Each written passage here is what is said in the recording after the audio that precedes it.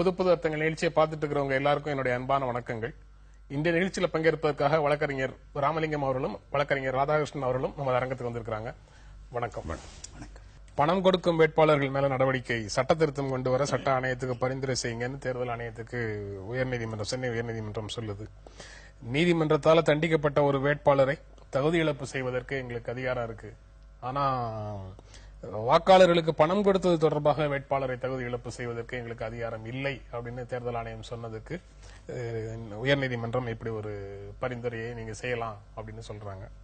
இதற்கு என்ன பொருள்? எங்களிடம் தீர்வை எதிர்பார்க்காதீர்கள், மக்களே, மக்களால் தேர்ந்தெடுக்கப்பட்ட பிரதிநிதிகள் மூலம் சட்டம் இயற்றி இதற்கான தீர்வை நீங்கள் தேடிக்கொள்ளுங்கள்னு மிக சரியான ஒரு அரசியல் நிலைப்பாட்டை உயர்நீதிமன்றம் எடுத்திருக்கிறது அப்படின்னு இதை புரிஞ்சுக்கலாமா? அப்படி எடுத்துக்க முடியாது. இதுதான் உயர்நீதிமன்றம் செய்கின்ற தவறே. இதுதான் ஒரு பொதுநல வழக்கு வரும்பொழுது உயர்நீதிமன்றம் எடுக்கிற ஸ்டாண்ட் இதுதான். மக்கள் பார்த்துக்குவாங்க, நீங்க பொதுநல வழக்கு போடாதீங்க. இப்ப இது மாதிரி ஒரு வழக்கு வரும்போது நீதிபதிகள் என்ன நினைக்கணும்னா, இப்படிப்பட்ட வழக்குகளை அவர் நிலுவையில் வைக்கணும். நீங்க இன்னைக்கு ரிசீவ் பண்ணிட்டு உடனே ஒரு யாரோ ஒருத்தர் அட்வைஸ் கொடுக்குற மாதிரி அது மக்கள் பார்த்துக்குவாங்க, நீங்க எலெக்ஷன் கமிஷன் அவங்களுக்கு ரெக்கமெண்ட் பண்ணா போதும், அது கவர்மெண்ட் பார்த்துக்கோ. இவங்க கஸ்டோடியன் ஆஃப் த கான்ஸ்டிடியூஷன். ஒரு சாதாரண குடிமகனுக்கு இருக்கிற கடமையை விட இவங்களுடைய கடமை மகத்தானது. அப்படி இருக்கும் பொழுது உயர்நீதிமன்றம் இப்படிப்பட்ட வழக்குகள் அவங்க கிட்ட வரும் பொழுது முதலில் அந்த வழக்குகளை நிலுவையில் வைக்க வேண்டும். இப்போ யூனியன் ஆஃப் இந்தியாவுக்கு நோட்டீஸ் விட்டுருக்கணும், யூனியன் ஆஃப் இந்தியா கருத்தை அவங்க கேட்டிருக்கணும். இந்த 2 கேண்டிடேட்ஸ் வந்திருக்காங்க, இந்த 2 கேண்டிடேட்ஸ் வந்தோட அவங்க நிறுத்திருக்க கூடாது. இதையே பொதுநல வழக்கா அவங்க பாவிச்சிருக்கணும். ஒரு பப்ளிக் சர்வெண்டா வர்றதுக்கு முன்னாலேயே லஞ்சம் விளையாடுது. ஆனா பப்ளிக் சர்வெண்டா வந்த பின்னால யாராவது ஒருவர் அந்த பப்ளிக் சர்வெண்ட்டுக்கு லஞ்சம் கொடுக்க முயன்றால் இமிடியேட்டா அவர் அரெஸ்ட் பண்ணலாம். ஒரு சாதாரண குடிமகனை நீங்க அரெஸ்ட் பண்ணி தண்டிக்கலாம். பப்ளிக் சர்வெண்டா வரப்போறாரு, அப்பவே லஞ்சம் இருக்கும் பொழுது உயர்நீதிமன்றத்தின் கடமை என்ன? இது போன்ற தீர்ப்புகளை உயர்நீதிமன்றம் எழுதக்கூடாது, இந்த வழக்குகளை முடித்து வைக்கக்கூடாது. அதுதான் உயர்நீதிமன்றம் மக்களுக்கு ஆற்றுகின்ற சேவை. நீங்க எப்படி பாக்குறீங்க? அது இந்த தீர்ப்பு சரியான தீர்ப்பா நான் பாக்குறேன். I disagree with my learner brother. என்னன்னா, சட்டத்தின் ஒவ்வொரு செயலும் சட்டத்தின் சாங்ஷன் இருக்கணும். சட்ட அதிகாரம் இருந்தா தான் அதை பண்ண முடியும். தேர்தல் ஆணையம் என்ன சொல்லுதுன்னா, இது சட்டத்தில் ரெப்ரசன்டேஷன் ஆஃப் பீப்புள்ஸ் ஆக்ட்ல இப்படி ஒரு ப்ரொவிஷன் கிடையாது, அதனால பண்ண முடியாது அப்படின்றாங்க. அப்படி இல்லைன்னா சட்டம் கொண்டு வர வேண்டிய தேவை இருக்கு. ஆனா சட்டம் இயற்றும் அதிகாரம் பார்லிமெண்ட்டுக்கு தான் இருக்கு, அது கோர்ட்டுக்கு கிடையாது. அதை ஒத்துக்கிட்டாங்க யாரு. இப்படி ஒரு அவல நிலை அனாமலி இருக்குதுன்னா இந்த ஒரு மெலடியை, இந்த ஒரு குறைபாட்டை தீர்வு பண்றதுக்கு நீங்க சட்டம் வேணும், சட்டத்தின் இல்லாதனாலதான் எங்களால தகுதி இழக்கம் செய்ய முடியலன்னு சொல்றீங்களே, நீங்க சட்ட கமிஷனுக்கும் பார்லிமெண்ட்டுக்கும் கவர்மெண்ட்டுக்கு எழுதி ஒரு சட்ட திருத்தம் கொண்டு வர முயற்சி பண்ணி பாருங்களேன் அப்படின்னு சொல்றேன். It's only suggestion. ரெண்டாவது, இது தேர்தல் ஆணையத்தினுடைய எக்ஸ்க்ளூசிவ் டொமைன்ல இருக்கிற விஷயம். அது ஒரு இப்படி கோர்ட் எப்படி எங்கே ஒரு தனியா இருக்கோ அது மாதிரி தேர்தல் ஆணையத்துக்கு அது எக்ஸ்க்ளூசிவ் டொமைன். அதுல இது கோர்ட் அதிகமா தலையிட முடியாது. இதை சரியான நிலப்பாடு எடுத்துட்டு ஏதாவது முடிவு செய்ய வேண்டியவங்க மக்கள் தான், அவங்க எடுத்துக்குவாங்க. ஓட்டுக்கு துட்டு பணம் கொடுக்கறதும் தப்பு, பணம் வாங்குறதும் தப்பு. பணம் வாங்குறாங்கன்னா மக்கள் தான் வாங்குறாங்கன்னா அவங்களே பார்த்துட்டு ஒரு சரியான நிலைப்பாட்டை எடுத்துவாங்க அப்படின்னு சொல்லிட்டு ஒரு ஆலோசனை மட்டும் கொடுத்துட்டு முடிச்சு வச்சிருக்கு. இந்த அளவுல முடிச்சு வச்சது நான் சரியான தீர்ப்பா தான் நான் பாக்குறேன். அந்த கஸ்டோடியன் ஆஃப் கான்ஸ்டிடியூஷன் அப்படிங்கிற பொறுப்பை தட்டி கழிக்கிற மாதிரி இதுக்கு ஒரு பொருள் இல்ல. கஸ்டோடியன் ஆஃப் தி கான்ஸ்டிடியூஷன் எல்லாருமே, ஈவன் தி பிரசிடென்ட், எல்லாருக்குமே அந்த பொறுப்பு, கான்ஸ்டிடியூஷனை போதோ பண்ணும் பொறுப்பு எல்லாருக்கும் இருக்கு. வழக்கு வரும்போது வழக்கு மூல ஆதாரத்தை பார்த்துட்டு தீர்ப்பு சொல்றதுதான் கோர்ட்டுக்கு வேலை. சட்டத்தின்படி ஜஸ்டிஸ் அக்கார்டிங் டு லா நம்ம அங்க ஒண்ணு பார்க்கணும். அந்த சட்டத்தில் இல்லாத இவங்களே கோர்ட்டே ஏதோ சட்டத்தை கற்பனை பண்ணிக்கிட்டு இவங்களே ஏற்றி 3வது சேம்பரா மாதிரி பண்ண முடியாது. தேர்தல் ஆணையம் என்ன சொல்லுது, இப்படி ஒரு சட்டத்தில் ப்ரொவிஷன் கிடையாது, பணம் கொடுக்க முயற்சி பண்ணாங்க அதனால நாங்க நிப்பாட்டிட்டோம் அப்படின்னு சொல்ற அதிகாரம் எங்களுக்கு இல்ல, ஆகையினால தான் பண்ண முடியலன்றாங்க. ரெண்டாவது இன்னும் ஒண்ணு இதை பார்க்கணும், இது இன்னைக்கு வந்த பிரச்சனை 40-50 வருஷமாவே இப்படி இந்த பேச்சு பார்லிமெண்ட்ல நடந்திருக்கு, சுப்ரீம் கோர்ட்ல இந்த வாதம் வந்திருக்கு. அப்போ ஒரு கவுண்டர் வாதம் ஒன்று வைக்கப்பட்டது. என்னன்னா, ஒரு வெற்றி பெற ஒரு வேட்பாளருக்கு அவருக்கு அவருக்கு எதிராளியானவர் மக்கள் வேட்பாளரே போய் நேரடியாக பணம் கொடுக்கறது கிடையாது. அவருடைய கட்சி ஆதரவாளர்கள் அவங்க தான் கொடுக்குறாங்க. எதிர்கட்சியை சேர்ந்தவங்களே பணம் கொடுக்குற மாதிரி இன்னார் ஓட்டு போடுங்க அப்படின்னு சொல்லிட்டு எதிர்கட்சி ஆளுங்களை வேட்பாளரை மாட்ட விட்டுட்டா so there is a danger. நேர்மையான வேட்பாளரையே ஒரு இது மாதிரி ஒரு சூழ்நிலையில பணம் கொடுத்து அவரை தகுதி இழக்க செய்யற ஒரு அட்டம்ப்ட் நடக்கிறதுக்கு வாய்ப்பு இருக்குது. எல்லாத்துக்கும் மேல பணம் வாங்காத இருக்கிறதுக்கு நம்ம மக்களும் பொதுமக்களும் தயாராகணும். சட்டம் இல்லாதனால சட்ட திருத்தம் இல்லாம இந்த உயர்நீதிமன்றம் உத்தரவு போடும்போது அதை சரியா தான் சொல்லி இருக்கு. நான் அதை சரியான தீர்ப்பாக பாக்குறேன். அதுக்கு ஒரே ஒரு பதில் தான், சட்ட திருத்தங்களை நீங்கள் செய்யுங்கள் சொன்னா அவங்க செய்ய போறதில்லை. இது அவங்களுக்கு வசதியான ஒரு விஷயம். ஏன்னா அவங்களும் பணம் கொடுக்க போறாங்க, அவங்களும் தேர்தல் நிற்க போறாங்க. சோ நம்ம பார்லிமெண்ட் நீங்க எல்லாத்துக்குமே நம்ப முடியாது. அதற்காகத்தான் சட்டம் இல்லை என்றாலும் கூட இது கான்ஸ்டிடியூஷனல் கோர்ட். இன்னைக்கு என்டையர் டெவலப்மெண்ட் ஆஃப் லா 1950 இருந்து இன்னைக்கு வரைக்கும் பாத்தீங்கன்னா முக்கியமான டெவலப்மெண்ட் எல்லாம் ஜட்ஜஸ் தான் பண்ணியிருக்காங்க. ஒரு கடிதம் போட்டால் அதை வழக்காக தீர்மானியுங்கள், வழக்காக எடுத்துக்கொள்ளுங்கள் அப்படின்றதெல்லாம் சட்டம் கிடையாது. சோ இந்த உயர்நீதிமன்றமாகட்டும் உச்சநீதிமன்றமாகட்டும் சட்டம் இல்லாத பொழுது சட்டத்தை புதிதாக உருவாக்க அவர்கள் முயல வேண்டும். அது ஒன்றும் தப்பே கிடையாது. இவங்க எப்போ what I says the constitution அப்படின்றது லாவ் ஆயிடுச்சோ, இந்த கான்ஸ்டிடியூஷன் என்ன சொல்லி இருக்கணும் ஈஸியாக டைரக்ட் பண்ணும், சஜஷன் கொடுக்க கூடாது.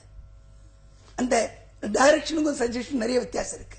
நீங்க இதை செய்யலாம் போதும் அப்படி என்ற இதை கோர்ட் மாத்திக்கணும்.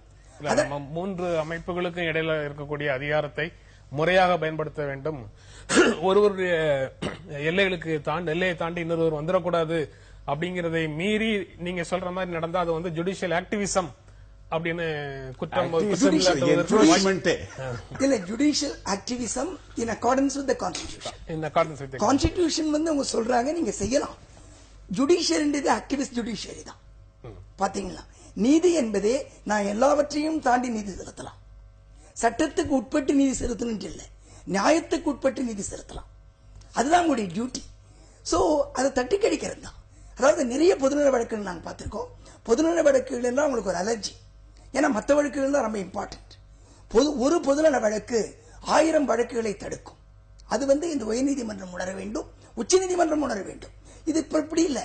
இந்த ஒரு 20 வருஷமா தான் இந்த போக்கு இருக்கு. 20 வருஷத்துக்கு முன்னால பொதுநல வழக்கு ஒரு இம்பார்ட்டன்ஸ் இருந்துச்சு. இதை பொதுநல வழக்காக பாவித்து வேறு மாதிரியான ஆணைகளை பிறப்பிக்க இந்த உயர்நீதிமன்றம் தவறிவிட்டது அப்படின்றதான் என்னுடைய கருத்து. பொதுநல வழக்கு sorry, I disagree with my friend. சட்டம் இயற்ற அதிகாரம் பார்லிமெண்ட்டுக்கு தான், கோர்ட்டுக்கிட்ட கிடையாது. ஃபார் எவ்ரி திங், அதாவது justice according to law and equity நம்ம ரெண்டு விதத்தில் இருக்குங்க. According to law and according to equity, அது காமன் லால டெவலப் பண்ணுது. இது சட்ட பிரகாரம் தான் தீர்வு கொடுக்க முடியும். சட்டத்துக்கு புறம்பாக இவங்களே சட்டத்தை எடுத்துக்கிட்டு தீர்ப்பு கொடுக்க முடியாது. பார்லிமெண்ட்டுக்கு தான் சட்டம் இயற்றும் அதிகாரம் இருக்குது. கோர்ட் தேர்ட் ஹவுஸ் கிடையாது. லோக்சபா இருக்கு, ராஜ்யசபா இருக்கு. இன்னொரு கோர்ட், ஹை கோர்ட், சுப்ரீம் கோர்ட்டும் ஒரு தேர்ட் ஹவுஸா மாறிடக்கூடாது. அது கிடையாது. அது basic structure of the constitution against. உச்சநீதிமன்ற தீர்ப்புகளின் வழிவந்த சட்டம் அப்படிங்கிற மாதிரி தீர்ப்புகளை பிரசிடென்ட்ஸ், அது பிரசிடென்ட். அது சில நேரத்தில் இவங்களே எடுத்துக்கிறாங்க. பிளேட் கையில இப்ப கோர்ட் நீதிபதிகளை நியமிக்கும் இது இவங்களே உருவாக்கிக்கின சட்டம் தான். அது இவங்களே ஆக்கிரமிச்சுட்டாங்க அந்த ஏரியாவை. ட்ரெஸ்பஸர் அது நான் 14 வருஷம் இருந்துட்டா ட்ரெஸ்பஸர் ஒன்றும் பண்ண முடியாதுன்ற மாதிரி ஈஸ்ட் பாத்தியா ஒரு மாதிரி நாங்க இவ்வளவு நாளா நாங்க அதை பிடிச்சிக்கிட்டோம், நாங்க விடமாட்டோம் அப்படின்றாங்க. வேற ஒருத்தர் அது அப்ப கவர்மெண்ட்டும் பண்ணது தப்பு. அதாவது ட்ரெஸ்பஸரை பண்ண முடியாது அப்படின்னு சொல்லிட்டு அது வெளியேற்ற முடியாது அப்படின்னு சொன்னா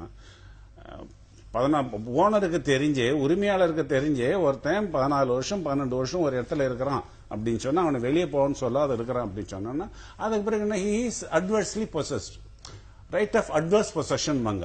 அது மாதிரி சுப்ரீம் கோர்ட் இப்ப அந்த சட்டத்தை எடுத்துக்கிட்டு அட்வர்ஸ் பொசஷன் அது மாதிரி எல்லாம் வந்துடக்கூடாது. அளவோட இருக்கணும். இயல்பாக வருது அந்த சார் சொல்றது, ராமலிங்கம் சொல்றதுல இருந்து அக்கார்டிங் டு லா தான் நீதி நிலைநாட்டப்படணும் அப்படின்ற ஒரு கருத்தை சொல்றாரு. நீங்க நியாயம் நிலைநாட்டப்பட வேண்டும் சட்டத்தின் மூலமாக அப்படின்னு சொல்றீங்க. ஒவ்வொரு விஷயத்துக்கும் சட்டம் இருக்காது.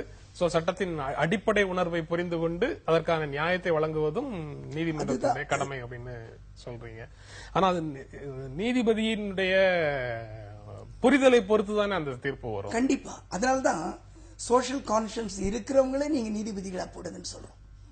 வெறுமனே சோஷியல் கான்சியன்ஸ்ங்கறத எப்படி வேணாலும் நம்ம இன்டர்பிரட் பண்ணலாம். ஆனா லாவை எப்படி வேணாலும் இன்டர்பிரட் பண்ண முடியாது. இது கான்கிரீட் டேர்ம்ஸ்ல இருக்கு. அதனால கான்கிரீட் இந்த குற்றம் செய்தால் இவ்வளவு தண்டனை, இந்த தகுதி இழப்பு அப்படிங்கிறது லால இருக்கும்.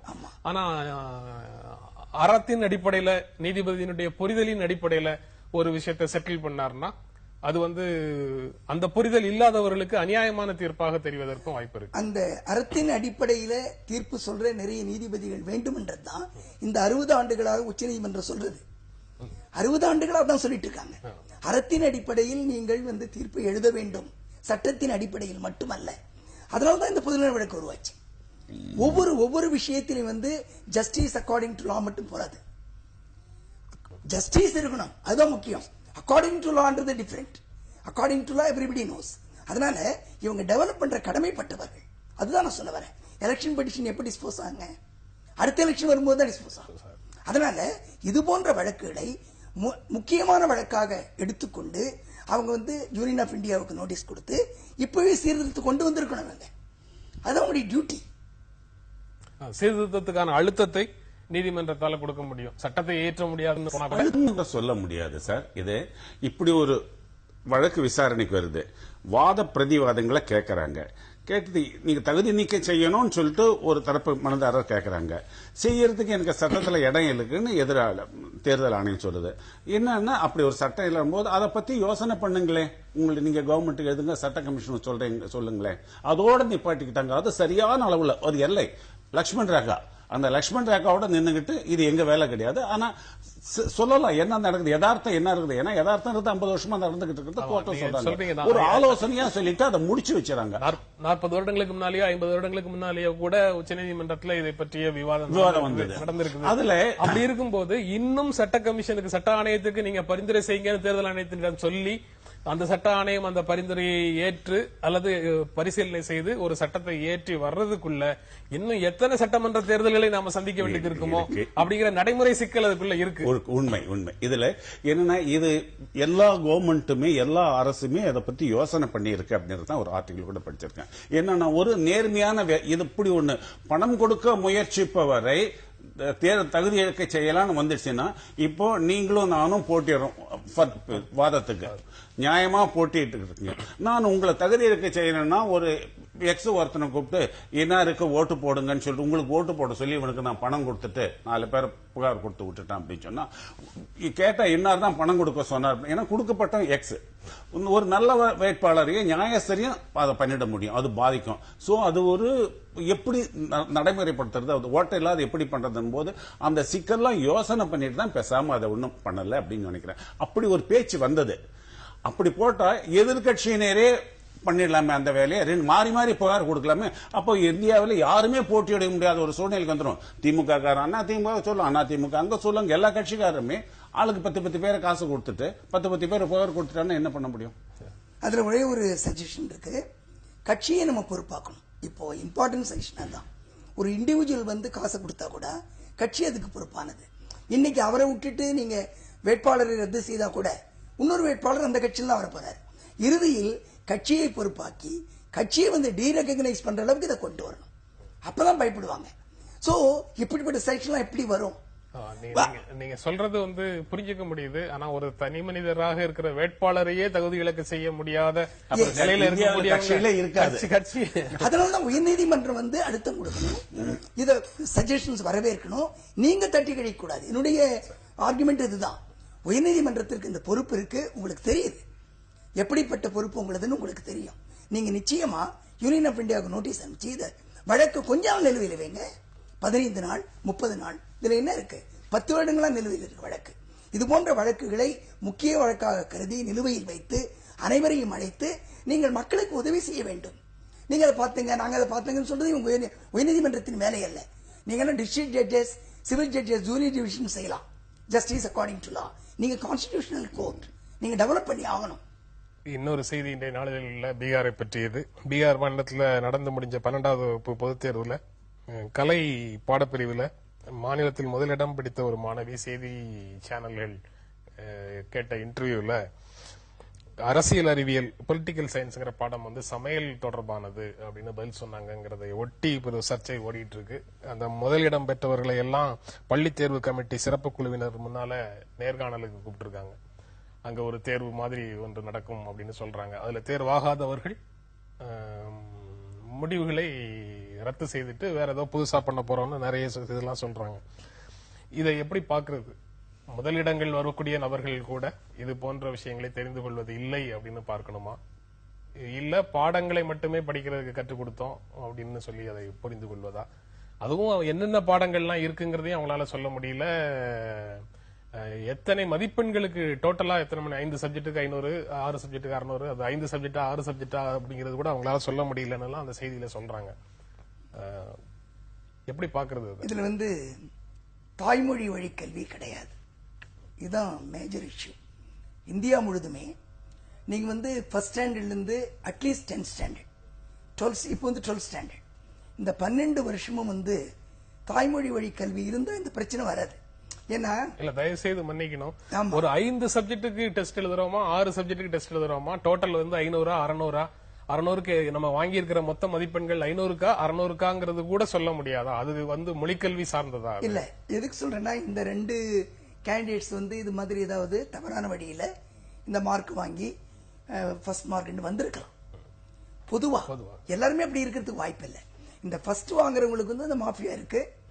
அவங்கள இது மாதிரி பண்ணி அவங்க கிட்ட பேப்பர் கொடுத்து எல்லாம் செய்யறாங்க. சோ ஒண்ணுமே தெரியாதவங்க கூட டாக்டர் வர்ற மாதிரி, ஒண்ணுமே தெரியாதவங்க இன்ஜினியர் ஆகிற மாதிரி, ஒண்ணுமே தெரியாதவங்க +2 பாஸ் பண்ணிருக்கலாம். ஆனா பொதுவா இது போன்ற மாணவர்கள் நிறைய இருக்காங்கன்னு வச்சுங்களேன். அதுதான் இப்ப இருக்கிற ஆமா இது மாதிரி நிறைய இருந்தாங்கன்னா கண்டிப்பா அதற்கு காரணம் தாய்மொழி வழி கல்வி இல்லைன்றது மட்டும் தான் நான் சொல்ல முடியும். ஏன்னா யாருக்குமே புரியாது, மனப்பாடம் பண்ணி எழுதுவாங்க எல்லாமே. அப்ப அந்த சப்ஜெக்ட் அவங்களுக்கு என்னன்னு தெரியாது. ப்ராடிகல் சயின்ஸ் சொல்றாங்கன்னு சொல்றாங்க, அப்படிதான் சொல்லுவாங்க இல்லையா? உச்சரிப்பு தொடர்பான பிரச்சனைகள் புரிந்து கொள்ளக்கூடியது. அதை அவமானப்படுத்துற மாதிரியோ குறை சொல்ற மாதிரியோ எழுதுறது ஒரு காலம் அவங்க ஹிந்தியில் தான் எழுதியிருக்காங்களா ஆங்கிலத்தில் எழுதியிருக்காங்களா நமக்கு தெரியல. ஒருவேளை இவங்க ஆங்கிலத்தில் எழுதியிருந்தா இதுதான் நிலை எல்லா இடத்துலயும். நீங்க எப்படி பாக்குறீங்க? இது திரு ராஜகோபாலன், டாக்டர் வசந்தி தேவி இவங்கெல்லாம் சில மேடைகள்ல இந்த கல்வியை பத்தி பேசுறத கேட்ட அனுபவம் இருக்கு. அவங்க என்ன சொல்றாங்கன்னா, இந்த சிஸ்டம் ஆரம்பத்தில் இந்தியாவில் கல்வி கொண்டு வரப்பட்டதே அவங்கள வெள்ளக்காரனுடைய அட்மினிஸ்ட்ரேஷனுக்கு உதவி பண்றதுக்காக மெக்காலே சிஸ்டம். அதுக்கு பிறகு இது என்ன பண்ணுது, ஒரு மனப்பாடம் பண்ணி அதை வாந்தி எடுக்கிறது. எந்த அளவுக்கு ரிப்பீட் பண்றானோ அவன் தான் கெட்டிக்காரன்ற ஒரு அதான் கெட்டிக்காரத்தனம் கல்வின்ற மாதிரி ஒரு நிலைப்பாடை எல்லாரும் பண்ண ஆரம்பிச்சாங்க. ஆகையினால்தான் பசங்க அசிமிலேட் பண்ண மாட்டேங்குது. அதாவது சாப்பிட்ற சாப்பாடு ஜீரணமாகணும், ஜீரணிச்சு உடம்புக்கு போற மாதிரி கல்வி idea of university education is to assimilate, that is அதுக்கே இருக்கணும்னு சொல்லிட்டு. ஆனா இந்த சிஸ்டம் படிக்கிறது, இந்த கேள்வி டைரக்டா அப்புறம் அதுக்கு ஆன்சர் பண்றதுன்றது அதை இவங்க அசிமிலேட் ஜீரணிக்கல. இரண்டாவது இன்னொன்னு, இப்போ ஒரு ஆப்ஜெக்டிவ் டைப் இன்னும் ஒரு சிஸ்டத்தை கேள்வி அந்த வினாத்தாளே கொடுத்துருவாங்க. அதுல 2-3 ஆன்சர் இருக்கும், அதுல எது கரெக்டா படுதுன்னு சொல்லிட்டு இதான் பசங்களை சிந்திக்க விடாத ஒரு கல்வியா இருக்கு. பசங்களுடைய சிந்தனா சக்தியை தூண்டுவதற்கு இல்ல உதவல. இது ஏதோ மனப்பாடம் பண்ணிட்டு ஏதோ அந்த பூனைங்கெல்லாம் சாப்பிட்டது கக்கிட்டு அதே சாப்பிட்ற மாதிரி அப்படி ஒரு இதுதான் கொண்டுகிட்டு வருது அப்படின்னு சொல்லிட்டு நம்மளுடைய கல்வி முறையில தவறு இருக்கு. இன்னும் ஒரு பிரதர் சொன்ன மாதிரி அது எந்த இது கன்சிடர்ட் ஒப்பீனியன் எந்த மட்டும் கிடையாது. திரு வசந்தி தேவி அம்மா, இந்த Rajagopalan is a very fine educationist இன்னும் இருக்காரு. அவரெல்லாம் சொல்றது ஆரம்ப கல்விகள் தாய்மொழி கல்வியில தான் இருக்கணும்ன்றாங்க. அதை யாரும் காதல போட்டுக்கிறது கிடையாது. அப்படி இருந்தாலும் கொஞ்சம் நெஞ்சம் இருந்தாலும் என் புள்ள கான்வென்ட்ல படிக்குதுன்னு சொல்லிக்கிறதுக்கு பெருமைப்படுற ஜனங்களா இருக்கும். நம்ம தாய்மொழி தமிழ்ல படிச்சா கேவலம் நினைக்கிறதா இருக்காது. வேற இந்த அவலத்துக்கு ஒரு காரணம் ஆரம்ப கல்வியும் உயர்நிலை கல்வியும் அதுவும் தாய்மொழியில் இருந்தா இந்த பிரச்சனை குறையும். இன்னும் ஒண்ணு, இந்த 100 மார்க் எடுத்தாதான் 99 மார்க் எடுத்தாதான் எல்லாம் இன்ஜினியர் ஆகணும், எல்லாம் டாக்டர் ஆகணும், எல்லாம் அதுவாகணும் இதுவாகணும்னு சொல்லிட்டு பசங்களை ஸ்போர்ட்ஸ் ஆக்டிவிட்டி மற்ற எக்ஸ்ட்ரா கரிக்குலர் ஆக்டிவிட்டிஸுக்கு திசை திருப்பாம பசங்களுடைய அறிவையும் ஆற்றலையும் ஆக்கப்பூர்வமா பயன்படுத்தாத படி படி படி படின்னு சொல்லிக்கிட்டு புத்தகத்தை வச்சே படிக்கிறது, அதை வச்சே வாந்தி எடுக்க வச்சுட்டு சொல்லிட்டு பசங்களை சிக்கலி ஆக்கிறோம். நம்ம அதுங்களை மென்டல் மேக்கப்பே ரொம்ப போயிடுது. இது இவ்வளவு நிறைய மார்க் வாங்கணும்ன்ற இந்த பத்திரிகையில பார்த்தா விட்டு கொடுக்கறது அப்படின்றது, இந்த திருத்தத்துக்கு பள்ளிக்கூடத்தில் பரீட்சை நடத்த போறவங்களே உதவி பண்றதெல்லாம் செய்தி வந்திருக்கு. இது பார்த்து எழுதுறது கேட்டு எழுதுறது இது மாதிரி பண்றதெல்லாம் ரொம்ப பெரிய கேவலம் அப்படின்னு சொல்லிட்டு செய்யக்கூடாதுன்னு ஆரம்ப கல்வியிலிருந்து இந்த பிரைமரி தொடக்க பள்ளியிலிருந்தே பிள்ளைங்களுக்கு அது ஒரு சிவிக் பாடமா சொல்லி கொடுக்கணும். அதே மாதிரி தேர்தல் ஆணையத்தை பணம் ஓட்டுக்கு பணம் கொடுக்கறாங்க கட்சிக்காரர்கள், அவங்க இவங்க எல்லாம் கோடிக்கணக்கான ரூபாய் 570 கோடி ரூபாய் என்னாச்சு ஏதாச்சுன்னு சொல்லிட்டு இருந்தேன். இதை 1ஆம் வகுப்பு பிள்ளைகள் இருந்து நீங்க சொல்லி கொடுத்தீங்கன்னா சிவிக்ஸ் இது ஒரு முக்கியமான பாடமா, பொது இடத்துல கொப்பையை போடக்கூடாது, எச்சல் தொப்பக்கூடாது, சளியை சிந்தக்கூடாது, அடுத்தவங்ககிட்ட யாராவது மிட்டாய் கிட்டாய் யாராவது தெரியாதவங்க கொடுத்தாங்கன்னா அந்நியமனத்தை வாங்கக்கூடாது. இப்படி இந்த சிவிக் சென்ஸ் சமுதாயத்துக்கு அவனை ஆக்கப்பூர்வமான ஒரு குடிமகனா மாத்துறதுக்குரிய சப்ஜெக்டையும் நம்ம ஆரம்பத்திலிருந்தே சொல்லி கொடுத்துட்டு வந்தோம்னா இது மாதிரி அவல நிலையெல்லாம் குறையும். காப்பி அடிக்கிறது தப்பு, அது ரொம்ப கேவலம், அதை பண்ணக்கூடாது, கேட்டு எழுதக்கூடாது அப்படின்றத நீங்க 1ஆம் கிளாஸ் பையன்கிட்ட இருந்து சொல்லி கொடுத்துட்டு வாங்க. அட்லீஸ்ட் ஒரு 10% பசங்க காப்பி அடிக்க மாட்டானுங்க. ரெண்டாவது புரிஞ்சுக்கிட்டு ஓடியாடி பாரதியார் பண்ணாரு மாலை முழுதும் விளையாட்டுனார். இப்ப அந்த பசங்க எங்க விளையாடுதுங்க? ஹெல்த்தி பாடி இருந்தாதான் அதுல ஹெல்த்தி மைண்ட் இருக்கும். பசங்க எல்லாம் விளையாடுவதற்கு எங்க இடம் இருக்கு அப்படிங்கிற கேள்வி. பிளானிஸ்ட திட்டமிடுபவர்கள் வந்து அதை எல்லாம் கருத்தில் கொள்கிறார்களாங்கிற கேள்வி அதுல இருந்து வருது. திரும்பவும் நம்ம வழக்கமாக பேசுற அரசியல் விவாதத்துக்குள்ளதான் எங்க தொடங்கினாலும் வந்து முடிய வேண்டியதாக இருக்கு. வருமானத்துக்கு அதிகமாக சொத்து சேர்ப்பது குற்றம் அல்ல, ஆனா அந்த வருமானம் வந்து சட்ட விரோதமான வழிகளில் வந்ததாக இருக்கக்கூடாது அப்படிங்கிற மாதிரியான ஒரு ஸ்டேட்மெண்ட்டை உச்சநீதிமன்றம் நேற்று சொன்னதாக இன்று நாளிதழ்களில் வந்திருக்கு. ஜெயலலிதா சொத்து குவிப்பு வழக்கு தொடர்பாக பேசும்போது அந்த ஸ்டேட்மெண்ட்டை எப்படி பார்க்கணும்? அந்த ஸ்டேட்மெண்ட் நிச்சயமா தவறு. ஒரு 60 ஆண்டுகளாக வந்து உச்சநீதிமன்றம் கொடுத்த தீர்ப்புகள், உயர்நீதிமன்றங்கள் கொடுத்த தீர்ப்புகளுக்கு இது ஒரு முரணான கருத்து. முதல்ல இப்போ ஜட்ஜஸ் செய்யற தப்பு இதுதான். ஒரு கேஸ் நடக்கும்போது கேஸுக்கு சம்பந்தம் இல்லாம இல்ல கேஸ் சம்பந்தப்படுத்தியோ நிறைய அப்சர்வேஷன்ஸ் கொடுப்பாங்க. இந்த அப்சர்வேஷன்ஸ் வந்து ஒவ்வொரு நாளும் மாறுபடும். இந்த அப்சர்வேஷன் வந்து அப்படியே வந்து ஊடகங்கள் தாங்கும், ஊடகங்கள் அதை வெளிப்படுத்தும், அப்புறம் ஒரு டிஸ்கஷன் இருக்கும். இந்த அப்சர்வேஷன்ஸ்க்கும் ஜட்ஜ்மெண்ட்டுக்கும் எந்த சம்பந்தமே கிடையாது. சோ இந்த அப்சர்வேஷன்ஸ் வந்து சீரியஸ் ஆயிடக்கூடாது. காரணம் இது வந்து முழுக்க முழுக்க எல்லா தீர்ப்புகளுக்கும் முரணான அப்சர்வேஷன். இது அந்த லா என்ன சொல்லுதுன்னா, when a person, public servant, is found to be in possession of an income, wealth, which is disproportionate to his income னாவே criminal misconduct ன்னு அர்த்தம். crime ன்னு சொல்றாங்க அவங்க. Prevention of Corruption Act use பண்ற எக்ஸ்பிரஷன் வந்து they have committed criminal misconduct. அதனால it is punishable offense. இப்போ இவங்க இப்போ சுப்ரீம் கோர்ட்ல சாதாரணமா சொல்லியிருக்கலாம், அது எப்படி கிரைம் ஆகும்? இல்காட்டன் வெல்த் தானே கிரைம். இல்காட்டன் வெல்த் அதை எடுத்துக்கும். லா என்ன சொல்லுதுன்னா, நீங்க உங்களால கணக்கு காட்ட முடியலன்னா அது இல்காட்டன் மணி, அதை வந்து நீங்க தான் சொல்லணும். மற்ற கிரிமினல் வழக்குகள் இருக்கிற மாதிரி ப்ராசிக்யூஷன் ப்ரூவன் கிடையாது. இதுல வந்து பர்டன் ஷிஃப்ட் ஆகும். சோ உச்சநீதிமன்ற நீதிபதிகள் ரொம்ப ஜாக்கிரதை உணர்வோடு செயல்பட்டு தான் இதை காட்டுது. சோ இதை பாத்தீங்களா நினைப்பாங்க பப்ளிக், ஓ ஜெயலலிதாவுக்கு ஃபேவரா இருக்காங்க போறது சுப்ரீம் கோர்ட். அப்படிப்பட்ட ஒரு ஃபீலிங் அவங்க கிரியேட் பண்ண கூடாது. தொலைக்காட்சி நிகழ்ச்சிகள் நடத்துற நாங்க உங்ககிட்ட இருந்து ஒரு பதிலை முழுமையாக பெறுவதற்காக, உங்களை ப்ரொவோக் பண்றதுக்காக தவறான கேள்விகளையே சரியாக கேட்கிற மாதிரி உச்சநீதிமன்ற நீதிபதிகள் சொல்லக்கூடாது. அவங்க அந்த வாதத்தில் இருக்கக்கூடிய வராத சில விஷயங்களை வெளிக்கொண்டு வருவதற்கு அவங்கள்ட்ட நீதிபதியுடைய வேலை அது இல்லைன்னு சொல்றீங்களா? அதுக்காக கேட்க கூடாது. அவங்க நிறைய செய்யலாம். ஆனா ஒரு வழக்கை வந்து இது மாதிரி வழக்குகளை இந்தியாவே வாட்ச் பண்ணி வழக்குல போயிட்டு இது வந்து எப்படி கிரைம் ஆகும் திடீர்னு ஒரு 20 வருஷம் கழிச்சு கேட்டீங்கன்னா, சோ இந்த 20 வருஷமா இந்த வழக்கு நடந்துட்டு இருக்கு. சோ உச்சநீதிமன்றத்துக்கு வந்திருக்கு, இதை போய் எப்படி கிரைம் நீங்க சொல்ல முடியும் அப்படின்னு ஒரு நீதிபதி கேட்கிறாருன்னா அது வருத்தத்துக்குரியது. அது ரொம்ப கேர்ஃபுல்லா இருக்கணும் அவங்க. சோ இதை நான் அப்சர்வேஷனா மட்டும் பாக்குறேனே ஒழிய இதுதான் ஜட்ஜ்மெண்ட்ல ரிஃப்ளெக்ட் ஆக போகுது அப்படின்னு நான் நினைக்கல. நீங்க எப்படி சார் பாக்குறீங்க? Radhakrishnan, I agree with you. இந்த தேவையில்லாத அப்சர்வேஷன், அந்த அப்சர்வேஷன் சட்ட பிரகாரம் சரின்னு பார்த்தா சட்டப்படியும் சரியில்லை, தப்பு. அவர் சொன்ன மாதிரி இந்த வழக்கை பொறுத்தவரையிலும் ஒரு சொத்து இருக்குது அப்படின்னு சொன்னா கணக்கு காட்ட முடியல அப்படின்னு சொன்னா இந்த பிரசம்ஷன் வந்துட்டு இது இல்காட்டன் மணி யூ ஹவ் டு நீ தான் இதை நான் இப்படி வாங்கினேன் அப்படி வாங்கினேன்னு சொல்லணும். அதை சொல்லாத வரையிலும் அது இல்காட்டன் மணி, தப்பான வழியில சம்பாதிச்ச தப்பான சொத்து தான். அதான் சட்டம் சொல்லுது. அது ஒரு சுப்ரீம் கோர்ட் நீதிபதி சட்டம் புரியாம சொல்றாரா இல்ல புரிஞ்சுக்கிட்டு அதிமேதாவித்தனமா சொல்றாரா, ஏன் அந்த அப்சர்வேஷன் வந்ததுன்னு தெரியல. அந்த அதிமேதாவித்தனம் எனக்கு புரியல. நானும் 40 வருஷமா ஏதோ பண்ணிட்டு இருக்கேன், கேஸ் நடத்துறேன், எனக்கு புரியல. ரைட்டா சொல்ற மாதிரி இட் இஸ் பெண்டிங், ரொம்ப நாளா இருக்குது, சென்சேஷன் வழக்கு. நீ வழக்கு விசாரிச்சுட்டு தீர்ப்பு எழுதுங்க, அதை விட்டுட்டு ஏன் வியாக்கியானம் பண்ணிக்கிறீங்க?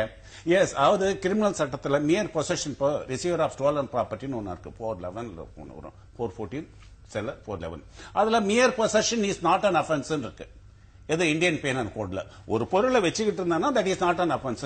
அதை நீங்க இந்தியன் பீனல் கோட்ல யூ ஹவ் டு ப்ரூவ் இது தெரிஞ்சே இது ஸ்டோலன் ப்ராப்பர்ட்டின்னு நீங்க தெரிஞ்சே தான் வச்சுக்கிறீங்க. இது எக்ஸ் ஸ்டோலன் ப்ராப்பர்ட்டி, எக்ஸ் திருடினாரு, எக்ஸ் திருடி எடுத்துன்னு வந்து கொடுத்தாரு, எக்ஸ் உங்களுக்கு தெரியும், அவர்கிட்ட வந்தது அது திருட்டு பொருளா தான் இருக்கும்னு சொல்லிட்டு நீங்க யூகிச்சுக்கிடணும். அப்படி எல்லாம் ஒன்று வரும். சொல்லும்போது பிளைனா சொல்லும்போது mere possession is not an offence. அத மாதிரி இது இந்தியன் பீனல் கோட்ல 411 414 வர்ற இடத்துல அது பத்தி சொல்லுது.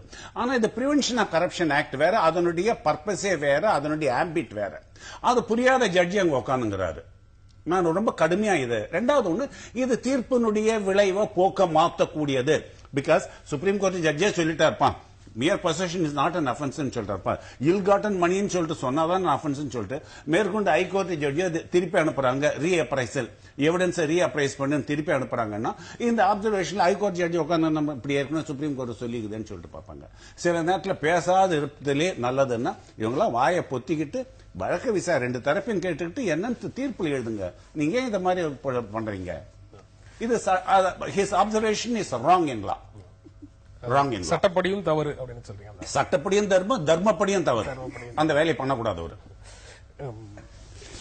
உயர்நீதிமன்றம் வழங்கிய தீர்ப்பே பெர்வர்ஸ் ஆனது, வக்கரமானது அல்லது தவறானது, அதனால அதை மறுபடியும் அங்க கொடுக்கணும் அப்படின்னு சொல்லி கேட்கும் போது, அந்த மாதிரி ஆர்குமெண்ட்ஸ் வரும்போது இந்த மாதிரி கேள்விகளை முன்வைக்கிறாங்கன்னு இதை பார்க்க முடியுமா? ஆமா, பெர்வர்ஸ் நான் சொல்லும் பொழுது உங்ககிட்ட சஃபிஷியன்ட் ஆர்குமெண்ட்ஸ் வந்திருக்காம இருக்கலாம்.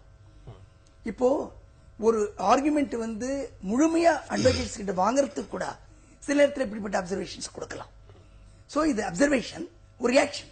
ஒரு அட்வொகேட் சொல்றாரு, இதை போய் எப்படி சொல்ல முடியும், நீங்க இது போய் குற்றமாகுமா, இதையெல்லாம் குற்றம் சொல்றீங்களே அப்படின்னு சொல்லும் பொழுது அந்த வழக்கறிஞர் மிக நிறைய வாதங்களை எடுத்து வைப்பார் இல்லையா? அது கோர்ட்டுக்கு உதவும். முழுக்க முழுக்க எல்லா ஆங்கிள்ஸ்லயும் இந்த விஷயத்தை பார்க்கறதுக்கு கோர்ட்டுக்கு அந்த வாதங்கள் உதவி செய்யும். அதற்காக கூட அவங்க சொல்லியிருக்கலாம். ஆனா எப்படி இருந்தாலும் கூட இத்தகைய வழக்குகளில் இது மாதிரி அப்சர்வேஷன்ஸ் கொடுக்கிறது தவறுன்றதான் என்னுடைய கருத்து. ஆனா இந்த அப்சர்வேஷன்ஸ் நம்ம பெரிதா எடுத்துக்கூடாது. இது just to get arguments. Observations பெரிதாக எடுத்துக்க கூடாதுங்கிறதுக்கு பல உதாரணங்கள் இருக்கு.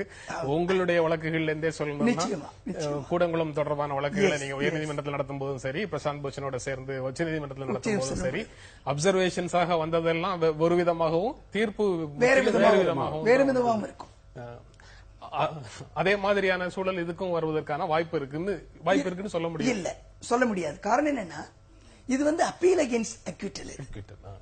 அதனால அப்பீல் அகெயின்ஸ்ட் அக்யூட்டல் போது 2 வேறுபட்ட கருத்துகள் அந்த இருந்தாலும் கூட பெரும்பாலும் உயர்நீதிமன்ற கருத்துக்களை உச்சநீதிமன்றம் ஏற்றுக்கொள்ளும். அதுதான் இந்த கால்குலேஷன் எல்லாம் சும்மா. இவங்க ஒரு கால்குலேஷன் கொடுப்பாங்க, உச்சநீதிமன்றம் இன்னொரு புதிய கால்குலேஷன் கொடுக்கலாம்.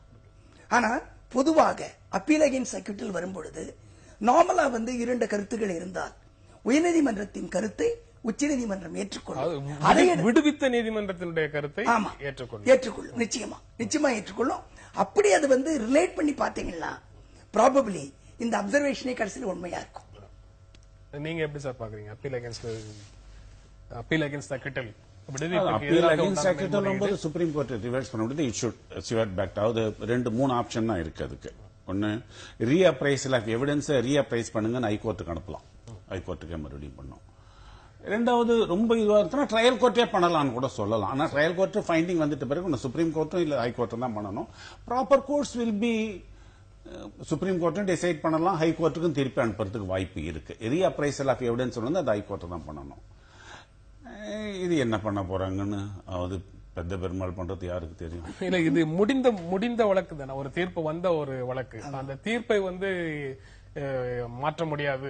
அந்த தீர்ப்பு இல்ல அது இது செகண்ட் அப்பீல். ஏற்கனவே ஒரு தீர்ப்பு வந்தது குற்றவாளின்னு, அதுக்கு அகைன்ஸ்டா இவங்க என்ன பண்றாங்க, ஹைகோர்ட்ல அப்பீல் இருக்கு போறாங்க.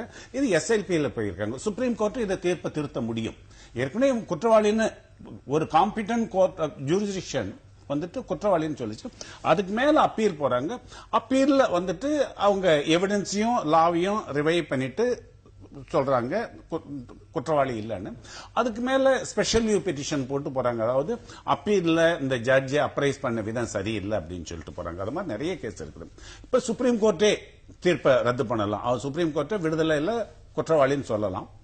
இல்ல ரீஅப்ரைஸ் பண்ணுங்கன்னு சொல்லிட்டு ஹைகோர்ட்டுக்கே சொல்லி அனுப்பலாம். இந்த வழக்கை திருப்பி அனுப்பலாம். இதுதான் இப்படி பண்ண முடியும்.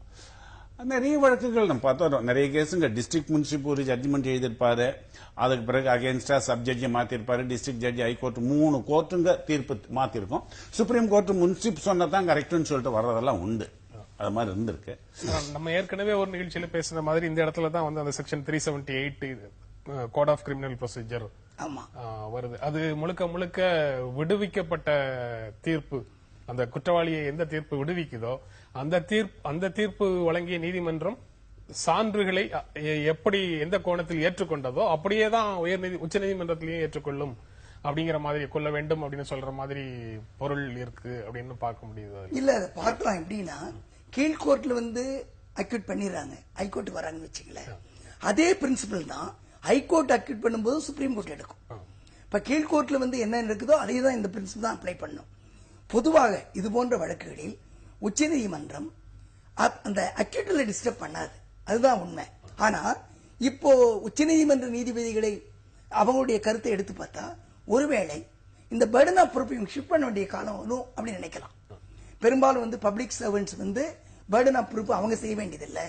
மற்ற வழக்குகள் மாதிரி ப்ராசிக்யூஷன் ஷுட் ப்ரூவ் அப்படின்ற ஒரு புதிய திருத்தத்தை கூட இந்த தீர்ப்புகளின் வழியாக உச்சநீதிமன்ற நீதிபதிகள் கொடுப்பதற்கு வாய்ப்பு உள்ளது. இது எடுத்துக்கிட்டீங்கன்னா, ஆனா இதுவரைக்கும் அந்த வாய்ப்பு இல்லை. சோ அப்படி கொடுத்தாங்கன்னா ஒரு மிக புதிய தீர்ப்பாக, ஒரு மிக புதிய சட்ட கொள்கையாக இந்த தீர்ப்பு வரலாம். மீண்டும் கர்நாடகா உயர்நீதிமன்றத்திற்கோ அல்லது அமர்வு நீதிமன்றத்திற்கோ அனுப்பி முதல்ல இருந்து திரும்ப விசாரணை நிச்சயமா செய்ய மாட்டாங்க. நிச்சயமா செய்ய மாட்டாங்க. 20 ஆண்டுகள் ஆல்ரெடி போயிடுச்சு. நம்ம சிஸ்டம் கேலிக்குரியதாயிடும். இது இது 1 வருஷமா இருந்தா பரவாயில்ல. 20 ஆண்டுகளுக்கு பின்னால ரீட்ரையல் நிச்சயமா செய்ய மாட்டாங்க. இப்ப இருக்கிற தீர்ப்புகளை வைத்துக்கொண்டு நாம் பார்த்தால் அப்பீல் அகெயின்ஸ்ட் அக்யூட்டல்ல பெரும்பாலும் உச்சநீதிமன்றம் கீழ், அதாவது இமிடியேட்டா இருக்கிற கோர்ட் உயர்நீதிமன்றத்தின் கருத்துக்களையே ஏற்றுக்கொள்ளும். நீங்க திருப்பி அனுப்ப மாட்டாங்கன்னா அப்புறம் கர்நாடக அரசு திருப்பி அனுப்புங்கள்ன்ற ஒரு கோரிக்கை ஏன் முன்வைக்குது நீதிமன்றத்துல? ஒரு எஃபர்ட் தானே, எஃபர்ட் தான், சிம்பிள். ஆனா 20 ஆண்டுகள் டிலேன்றது அவங்க மறந்துடுறாங்க. நிச்சயமா திருப்பி அனுப்புறதுக்கான வாய்ப்பே கிடையாது. உச்சநீதிமன்றம் நிச்சயமாக இந்த வழக்குக்கு ஒரு முற்றுப்புள்ளி வைக்கும். நீங்க எப்படி சார் பாக்குறீங்க? முற்றுப்புள்ளி வைக்கணும். என்ன பண்ண போறாங்க? சரி, ஆனா திரும்பி அனுப்புறதுக்கான வாய்ப்பும் அதுக்குள்ள இருக்கு. சுப்ரீம் கோர்ட் நினைச்சா, அதாவது அப்ரிசியேஷன் ஆஃப் எவிடன்ஸ் சரியில்லை, ரீஅப்ரைசல் பண்ண, அதாவது இதுல திருப்பி அனுப்புறதுக்கு எவிடன்ஸ் ரீஅப்ரைஸ் பண்ணுன்னு சொல்றதுக்கு வாய்ப்பு கிடையாது. எப்படின்னா, இன்அட்மிசிபிள் எவிடன்ஸ் அட்மிட் பண்ணிட்டோம், அட்மிட் பண்ண வேண்டியதை நாங்க ஒத்துக்காத ரிஜெக்ட் பண்ணிட்டோம் அப்படின்னு சொன்னா அதை மறுபடியும் விசாரி இதுன்னு சொல்லலாம். இதுல அந்த இஷ்யூ எதுவும் அப்படிப்பட்ட பிரச்சனைகள் எழுப்பப்படல. ஏன்னா கணக்கு பார்த்ததுல இவங்க அந்த வருஷத்துல இருந்து கணக்கு எடுத்துட்டாரு, இந்த வருஷத்துல இருந்து கணக்கு எடுக்கல, அந்த காலகட்டத்தை கணக்கை சரியா பார்க்கல அப்படின்னு சொல்லிட்டோம். அதை நான் பார்த்தேன் அப்படின்னு சொல்லிட்டு அவர் சொல்றாரு, ஹைகோர்ட் அதை சரியா பார்க்கல. அதுக்கு மேலதான் அப்பீல் போயிருக்காங்க. இது சுப்ரீம் கோர்ட்டே தீர்ப்பு எழுத வேண்டிய சரியான ஒரு கேஸ் தான் இது. அதாவது ஸ்பெஷல் பெட்டிஷன்ல போடுது, ஹைகோர்ட் உயர்நீதிமன்றம் விடுவித்தது செல்லாது செல்லும் அப்படின்னு சொல்லிட்டு தீர்ப்பு சொல்லணும். அது அவங்களே சொல்லலாம். தீர்ப்பை அனுப்புறதுக்கு எனக்கு வாய்ப்பு இருக்கு. ஏன் அப்படின்னு சொன்னா, ஒன்னு ரீஅப்ரைசல் ஆஃப் எவிடன்ஸ் ஒன்னு இருந்தாதான், ரீஅப்ரைசலுக்கு ஒண்ணுங்க பிரச்சனையே கிடையாது. அந்த ஜட்ஜி அதை எப்படி பார்த்தார் அப்படின்றதுதான். சாட்சியம் எல்லாம் ஒழுங்கா சொல்லிட்டு போயிட்டாங்க, அது எப்படி பார்த்தார்ன்றதுதான்.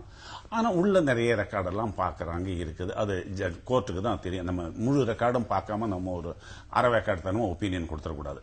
2 டேர்ம்ஸ் முக்கியமா சுப்ரீம் கோர்ட் பார்க்கும்.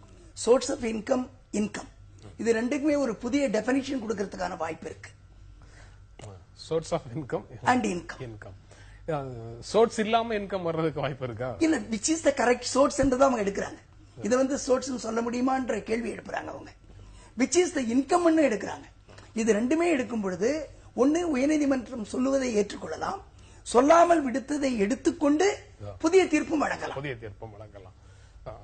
ஆனா அந்த ரெண்டுக்கும் இடையில உண்டான சோர்ஸ் ஆஃப் இன்கமையும் சோர்ஸ் ஆஃப் இன்கம் வந்து லீகலா இருக்கணும். அதுதான் சொல்றாங்க, the burden is on the prosecution எடுக்கிறதுக்கு வாய்ப்பு இருக்கு.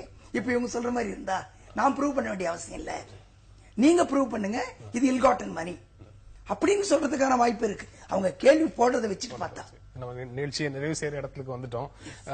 இந்த இதுல ஈடுபட்டிருக்கக்கூடிய இதுல பயன்படுத்தப்பட்டிருக்கக்கூடிய பணம் எல்லாம் ஜெயலலிதாவினுடைய பணம் தான் என்பதற்கு என்ன ஆதாரம்ங்கிற கேள்வியையும் அவங்க அப்சர்வேஷன்ல முன்வைக்கிறாங்க. அது ஒரு அசம்ஷன்ல தான், இன்ஃபரன்ஸ்ல தான் நீங்க அதை கொண்டு வரீங்க, ஒரு அனுமானத்தின் அடிப்படையில தான் அவங்களுடைய பணம்னு சொல்றீங்கன்னு அந்த அப்சர்வேஷனுக்குள்ள அந்த கேள்வி வருது. அதுவும் வந்து விசாரணைக்கு தேவையான கேள்வியா இல்ல வந்து தேவையற்ற கருத்தாக பார்க்கணும்? அது ரெக்கார்டை பார்க்காம ஒப்பீனியன் சொல்லக்கூடாது சார். அது விட்னஸ் என்ன சொன்னாங்க, அது எதை பேஸ் பண்ணி இந்த அம்மா என்னுடைய பணம் சொல்றாங்க அப்படின்னு நமக்கு தெரியாது. விஷயம் ஃபேக்ட்ஸ் தெரியாத நம்ம ஒப்பீனியன் சொல்லக்கூடாது. இட்ஸ் a new angle சொல்றேன். It's a new angle. ஏன்னா புதிய கோணத்துல அவங்க பாக்குறாங்க. ஒரு பப்ளிக் சர்வெண்ட்டை பனிஷ் பண்றதுக்கு முன்னால ரொம்ப எல்லோருமே ஜாக்கிரதை உணர்வோடு செயல்படணும், அந்த ப்ரொடெக்ஷன் அவங்களுக்கு வேணும் அப்படின்றதுக்காக அது நிச்சயமா வந்து அந்த சோர்ஸ் வந்து அங்கிருந்தா வந்திருக்கா அவங்களுக்கு தான், அதை ப்ராசிக்யூஷன் சொல்லி ஆகணும் அப்படின்ற கருத்தை அவங்க வந்து முன்வைக்கலாம். இது வந்து இட்ஸ் ஜஸ்ட் அப்சர்வேஷனா எடுத்துக்கிட்டா ஒண்ணும் இல்ல. ஆனா அவங்க மைண்ட்ல வந்து டீப்பா இது இருந்துச்சு அப்படின்னா கண்டிப்பா இதுக்கு ஒரு விளக்கம் கொடுப்பாங்க உச்சநீதிமன்றம். இந்த அப்சர்வேஷனுக்கே ஒரு விளக்கம் கொடுப்பாங்க. எஸ், அது கடந்த அமர்வு நீதிமன்றத்திலேயோ அல்லது உயர் நீதிமன்றத்திலேயோ அது தொடர்பாக என்ன கருத்து சொல்லியிருந்தாங்களோ அதோட இவர்கள் முரண்பட்டால் அந்த முரண்பாட்டுக்கான விளக்கத்தையும் அவங்க முழுக்க அந்த தீர்ப்பில் கொடுப்பாங்க. கண்டிப்பா கொடுப்பாங்க. இப்ப இறுதிவாதம் நிறைவடைந்தது அப்படிங்கிறது இன்றைய எல்லா செய்திகளிலும் இருக்கு. இந்த வழக்கு மீண்டும் அடுத்த வாரத்தில் வந்து ஒரு விசாரணை, அதற்கு பிறகு விரைவில் தீர்ப்பு வருவதற்கான வாய்ப்பு இருக்குன்னு சொல்ல முடியும். ஆஃப்டர் வெக்கேஷன் தான் வரும். ஆஃப்டர் கண்டிப்பா வெக்கேஷனுக்கு. ஆமா, ஆஃப்டர் வெக்கேஷன் தான் வரும். நீங்க எப்படி சார் பாக்குறீங்க? அவ்வளவுதான், ஃபைனாலிட்டிக்கு வரும். இது எப்படியோ போய்கிட்டு இருக்கு. அதாவது இந்த வழக்கில் பார்த்தா இன்னும் ரொம்ப கஷ்டமானதெல்லாம் உண்டு நடந்திருக்குது இல்ல. ஹைகோர்ட்டு சொல்லிட்ட பிறகு சுப்ரீம் கோர்ட்டை தான் ஜாமீன் வாங்குறாங்க ஜெயலலிதா. அவங்களுக்கு ஸ்டேட்டை கேட்காம தான் சுப்ரீம் கோர்ட் இன்ஸ்டால்மெண்ட்ல ஜாமீன் கொடுத்தது. பெயில் அப்ளிகேஷன் ஆர்டரை பார்த்தா the state is not the party. இந்த என்ன முறை, அது என்ன சட்டத்தை ஃபாலோ பண்ணாங்கன்னு தெரியல. இப்படி இன்னும் வேறு சில அது ரொம்ப மனசுக்கு சங்கடமானதா இருக்கு. அந்த ஆர்டர் நான் பார்த்தேங்க தான். அதுல state was without hearing the state, the supreme court passed an order. பேசிக்கா சுப்ரீம் கோர்ட் சொல்லுது, ஹைகோர்ட் சொல்லுது, அதர் சைடு கேட்காத, ஏன்டா உத்தரவு போட்ட, ஏன் உத்தரவு போட்டேன்னு அடுத்தவங்க தலையில கொட்டுது. ஆனா இவங்க பண்ணும்போது without hearing the state an order of bail order was passed. That too என்ன சொல்றது, இன்ஸ்டால்மெண்ட் ஆர்டர். 10-15 நாளைக்கு, 20 நாளைக்கு. இப்போ புதுசா ஒன்னு ஹைகோர்ட்டும் சுப்ரீம் கோர்ட்டும் கண்டுபிடிச்சிருக்காங்க. பெயில இன்ஸ்டால்மெண்ட் பெயில், தவணை முறையில் பெயில் கொடுக்குறாங்க. அது ஸ்டேட்ட கேட்கணும்னா நீங்க தமிழ்நாடு அரசு தான் கேட்கணும் அப்படின்னு அர்த்தம். ஸ்டேட் கேட்டிருக்கணும், தமிழ்நாடு அரசு இல்ல கர்நாடகா, யாரையுமே ஸ்டேட்டே இல்ல, பெட்டிஷனர் மட்டும்தான். அவங்கள போறாங்க வராங்க. அது அந்த பெஞ்சுக்கு வழக்கமா அது தலைமை நீதிபதியினுடைய பெஞ்சுக்கு போறது கிடையாது. அது 3 benches பெஞ்சு, வேற பெஞ்சு. அது அது அது அவங்க கிட்ட போச்சு. பட் பெயில் பொறுத்த வரைக்கும் பெயில் இஸ் த ரூல். அதை எப்ப வேணா செய்யலாம், யார் வேணா கொடுக்கலாம். அது கண்டிப்பா நான் வந்து அரசையோ இல்ல அரசு வழக்கறிஞரையோ கேட்டுதான் நான் பண்ணணும் அவசியமே கிடையாது. Fail is the rule. நான் பெயில் கொடுக்கணும்னு நினைச்சா கொடுக்கலாம். கோர்ட்டுக்கு வந்து முழு அதிகாரம் இருக்குது. அதுதான் சரியும் கூட. பெயில்ன்றது வெளியில் விடுறதா சரி.